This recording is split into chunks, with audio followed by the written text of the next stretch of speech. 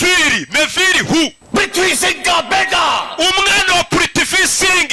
nkaba ndi na Pindari banyita Vir di byose yarikinnye undi kwikina ni ukwivuga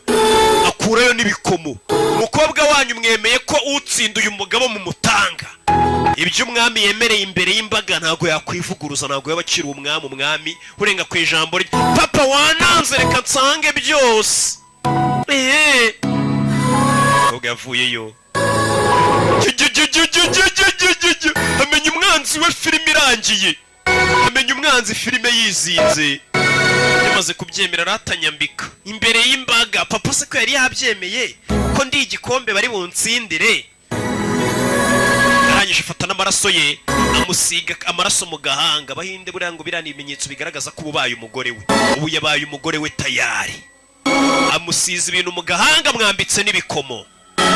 ugabaye umugore we tayari none wagira uza kunkurira ku mugore nkwereke kiva ku mugabo ukora ubukwe yanutse ari guheca inyamenyo du none umunsi w'ubukwe ariko ntiyaseka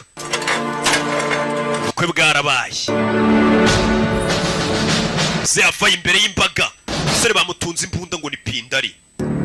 ikisiki nzagukatamo uduce twinshi cyane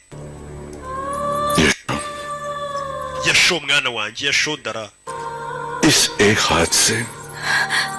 nagiye ngupfumbata amasaha menshi n'agakaboko kanjye kamwe nkakuba hafi